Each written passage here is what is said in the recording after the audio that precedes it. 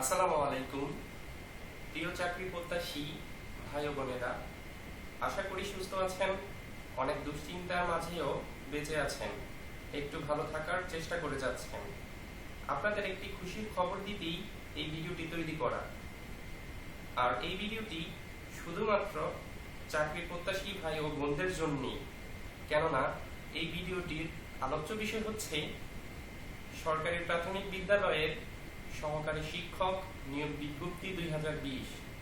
এই বিজ্ঞপ্তিটির গুরুত্বপূর্ণ বিভিন্ন দিক জানাবো আপনাদের। গুরুত্বপূর্ণ এই তথ্যগুলো জানার জন্য আশা করি পুরো ভিডিওটি আমার সাথেই থাকবেন। চলুন তাহলে প্রথমেই জেনে নেওয়া যাক এই বিজ্ঞপ্তিটি কবে প্রকাশিত হয়েছে। এই বিজ্ঞপ্তিটি বাংলাদেশ প্রাথমিক শিক্ষার অধিদপ্তরের নিজস্ব ওয়েবসাইটে গত সোমবার 19শে অক্টোবর অর্থাৎ এই মাসের 19 তারিখেই প্রকাশ হয়েছে। চলুন এবার জানা যাক যে বিজ্ঞপ্তিটির পদসংখ্যা কত। পদসংখ্যা হচ্ছে 32,577 জন। বাংলাদেশের ইতিহাসে আমার মনে হয় সবচেয়ে বড় জব সার্কুলার হচ্ছে এটি, আমার জানা মতে।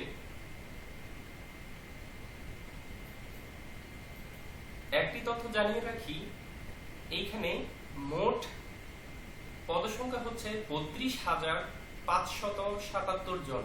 এর মধ্যে প্রাক প্রাথমিকে নিয়োগ দেওয়া হবে 25,630 জন শিক্ষককে।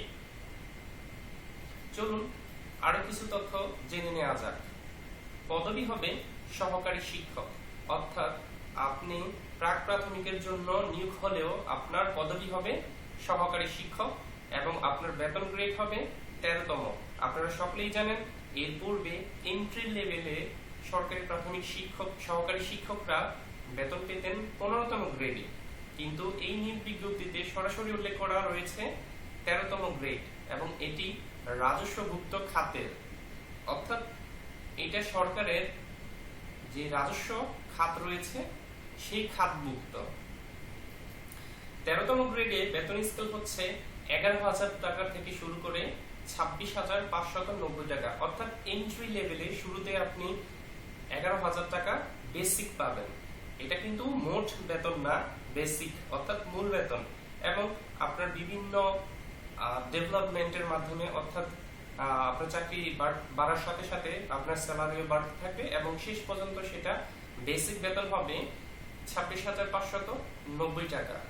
অর্থাৎ আপনার মূল বেতন শুরু হবে কিন্তু 11,000 টাকা দিয়ে, কিন্তু আপনার মোট বেতন 11,000 টাকা হবে না, আপনার মোট বেতন প্রায় 18,000 টাকা হবে। তবে শহর অঞ্চলে 18,000 টাকার কিছু বেশি হতে পারে, সেটা 1,500 টাকা হয়তো সম্ভবত বেশি হতে পারে। এটা একটা আনুমানিক ধারণা, ওকে, জাস্ট ধারণা দেওয়ার জন্য। চলুন এবার এই নিয়োগ বিজ্ঞপ্তির সবচেয়ে গুরুত্বপূর্ণ দিক, সেটা হচ্ছে আবেদনের যোগ্যতা কি। এই আবেদনের যোগ্যতা সমূহ জেনে নেওয়া যাক।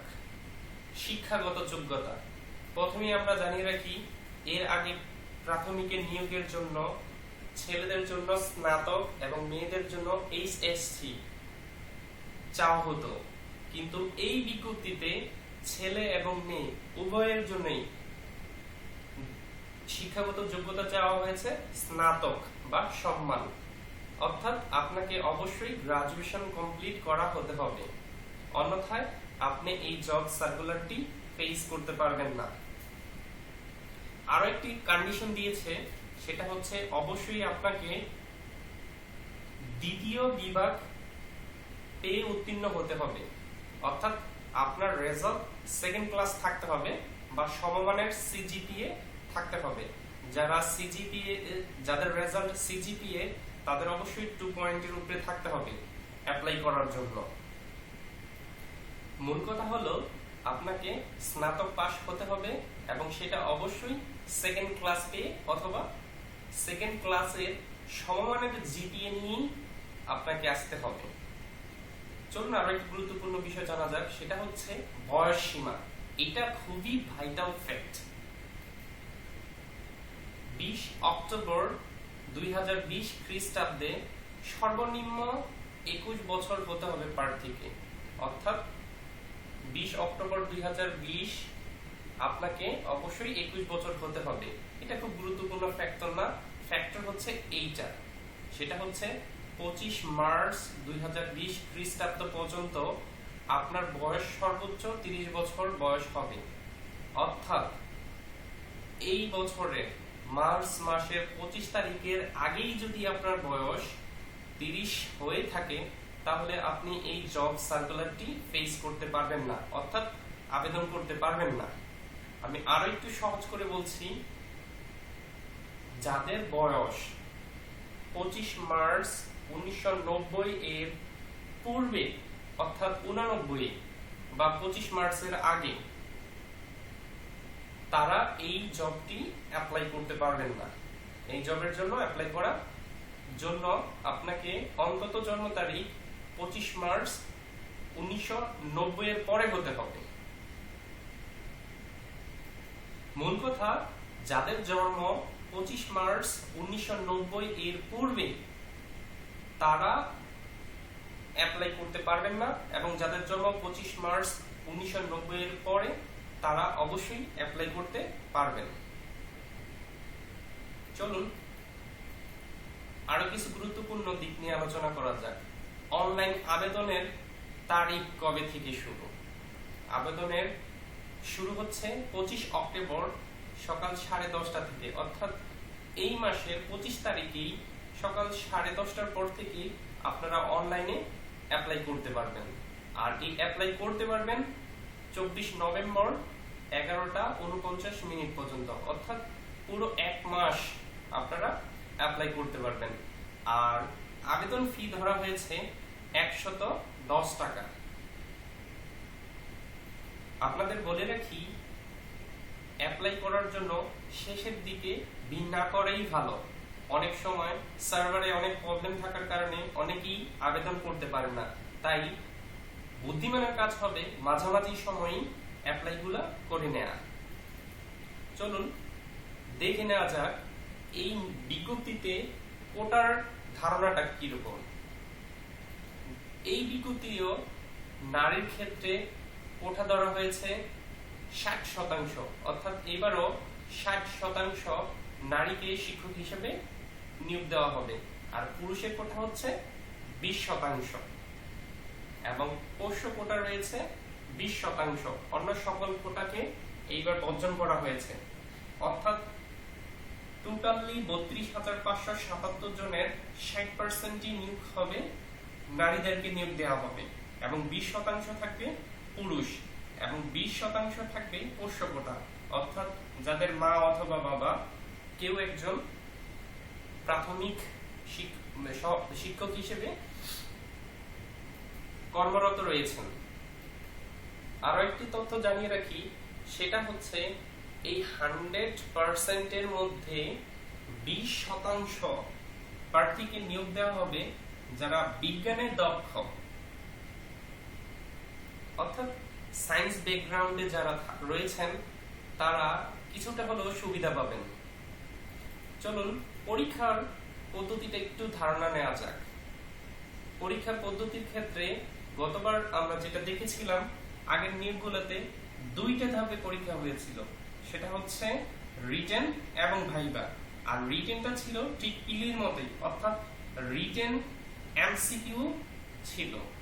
রিটেনের মধ্যে 80টি এমসিকিউ এসেছে, আর ভাইভাতে ছিল 20 মার্ক। এই 100-র উপর ভিত্তি করেই নিয়োগ দেওয়া হতো।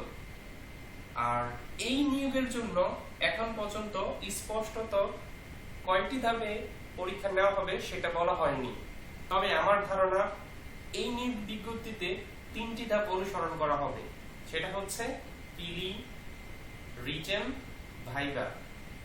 অর্থাৎ এইবার আমার মনে হয় এটা কিন্তু নট ফিক্সড, এখন পর্যন্ত অফিসিয়ালি স্পষ্ট করে দেওয়া হয়নি, এবং সরকার এখনো ডিসিশন নেয়নি, অধিদপ্তরও ডিসিশন নেয়নি।